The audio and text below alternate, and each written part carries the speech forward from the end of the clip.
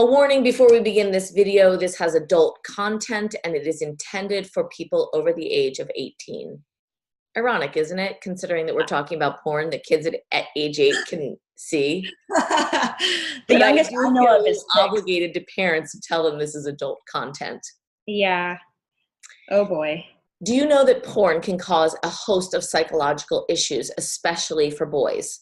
Porn perpetuates myths, and boys and men are buying in. After months and years of viewing what I call the porn script, it becomes cemented or brainwashed in their brains, and whether consciously or not, they are believing and buying into this. This belief can lead them to depression, social isolation, loneliness, body dysmorphic disorder, and more. It also leads them to believe a toxic lie about women and the girls that they have intimate relationships with, or even that they're just sleeping with. This part of the lie can make them anything from a bad lover to a dysfunctional partner and quite possibly a criminal. Today, we want to dispel these myths for all the guys out there and for all the parents who might be having these conversations with their sons so that they can sort of understand what their sons or what the men in their lives, their perceptions are from what they have gotten from a porn script.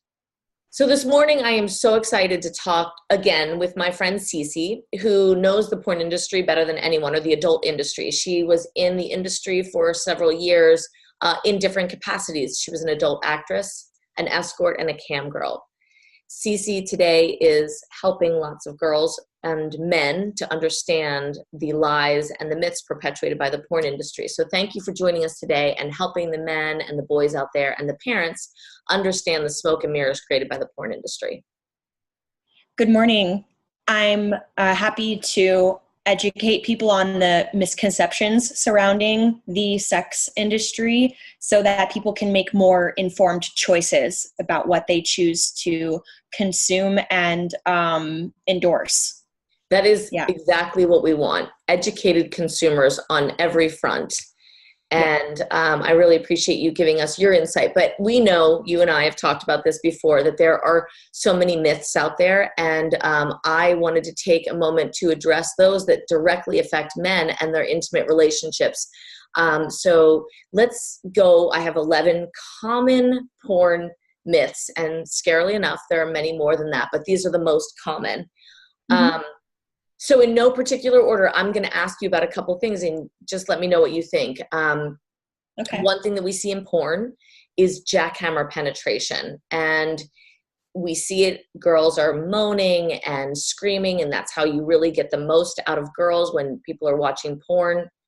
Tell me your insight on this.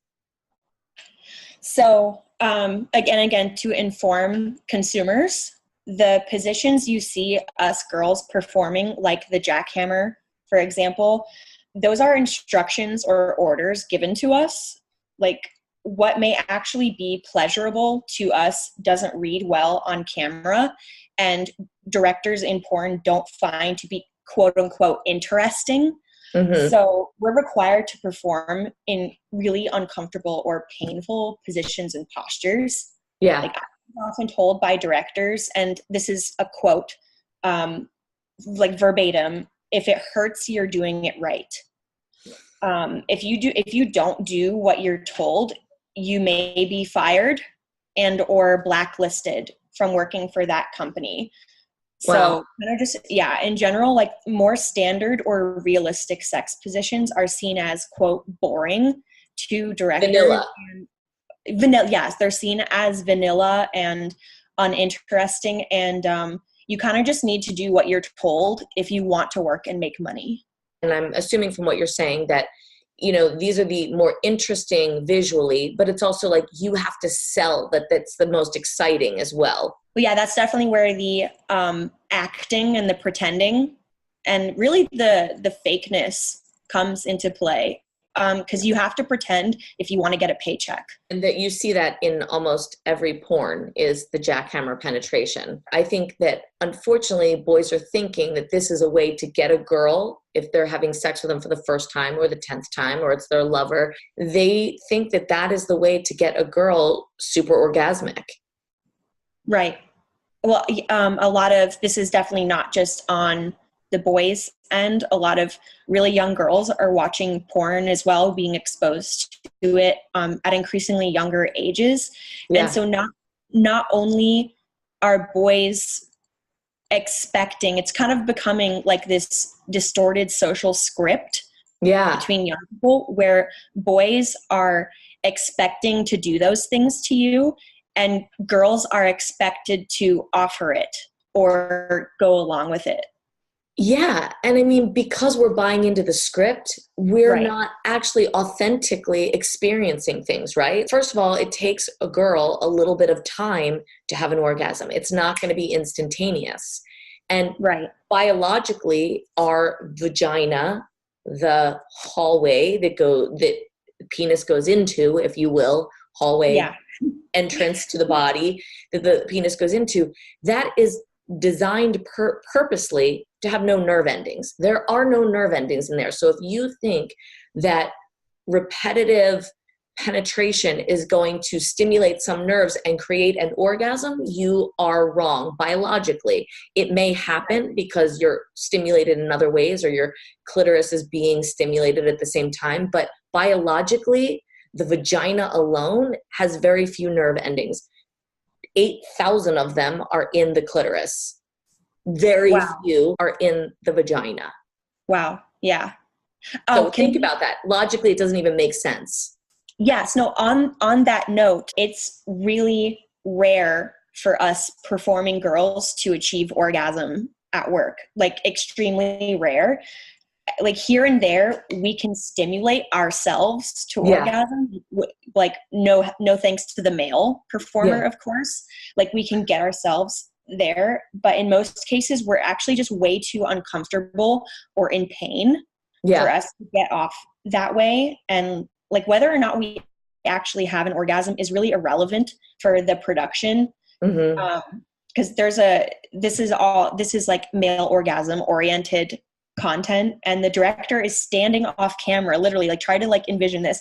The director's standing off camera making hand signals to us and calling out for when we're supposed to fake an orgasm, like at certain points in the video. So it's kind of like funny when you think about someone just like waving behind the camera telling you like when you're supposed to act. This is such a mind F for boys, because how would they ever know this? Exactly. How would they know? How would they know this? You have a director who's like, fake that orgasm. Scream in delight. And you're like, this is like, if I stimulate my clitoris, I'll have an orgasm. But the way it's going, it's not happening from him. But that's not what the viewer is seeing. It's not common knowledge that us performers, we are like subject to constant bacterial infections from all different like overuse of lubricants, like various lubricants and partners, like unsanitary spit and stuff, because we can't actually achieve natural lubrication on set because we're not actually aroused. We're not turned on.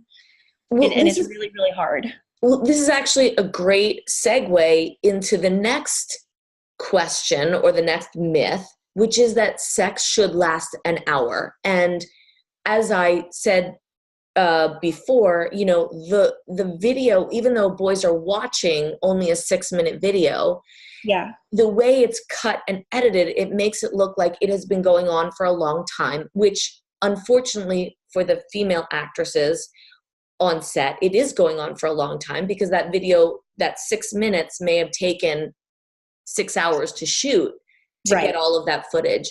But in that time, their vaginas are getting raw. So when boys are believing, and you can speak to this, but when boys are believing that sex needs to go on for hours and hours or 45 minutes, what's the truth of that? What is that doing to the female pleasure?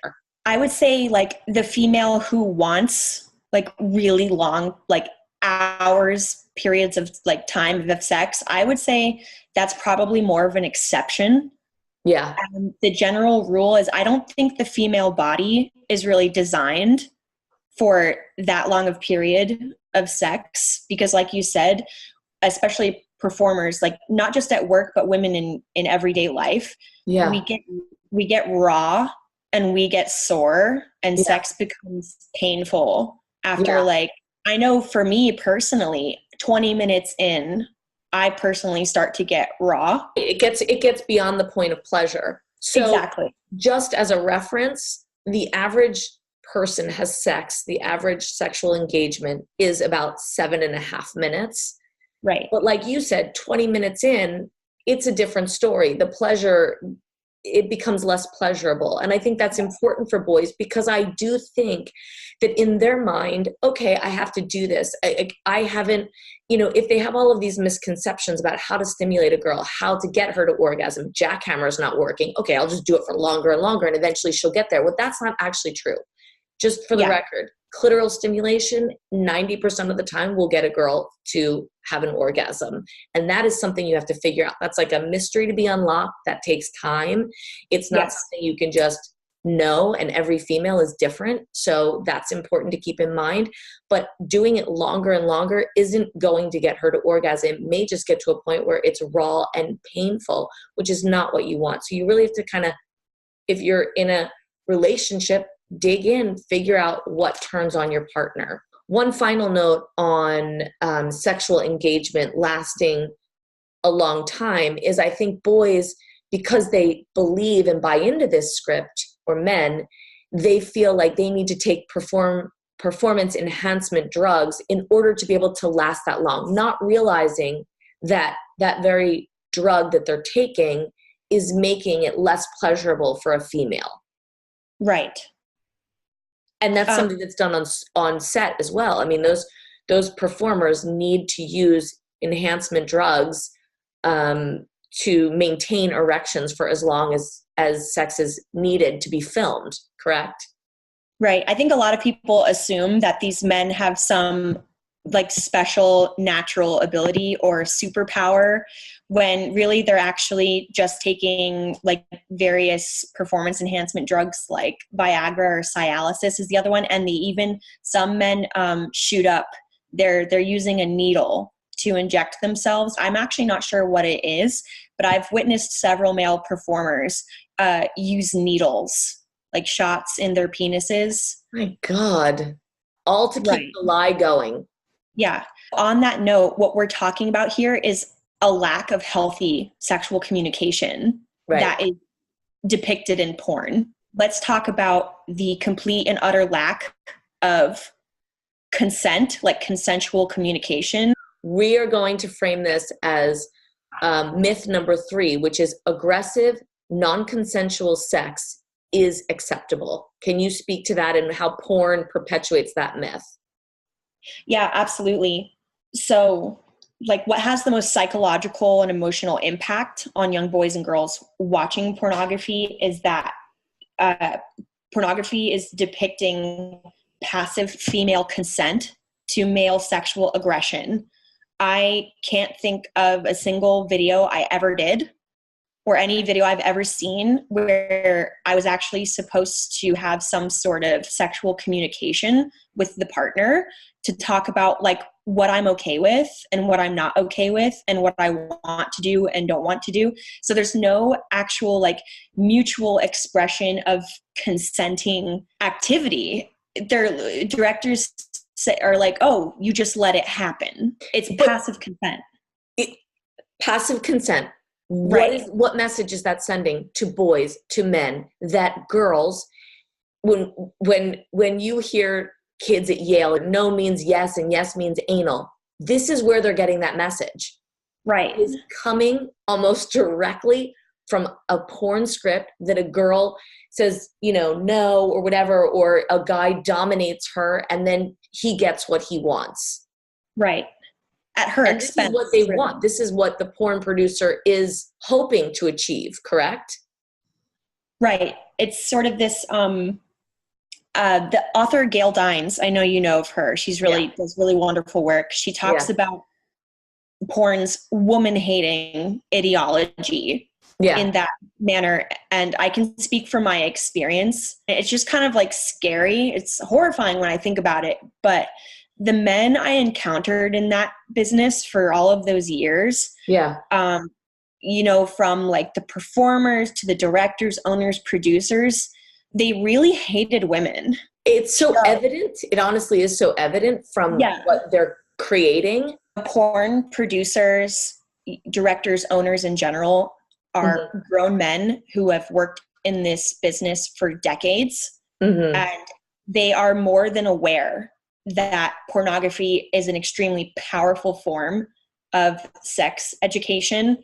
And they are aware of the impact they have on shaping people's attitudes and behaviors surrounding sexuality. They know that they can mold the way that the general public thinks about and talks about and acts and does sex. So if we don't have strong sex education in our country, we are leaving education of our minors, because curiosity will always be there, in the hands of men who willingly push an agenda that is aggressive and degrading to women. Yes, they're absolutely pushing, and again, I'll use Gail Dine's term, woman-hating ideology, and they're normalizing sexual violence against women.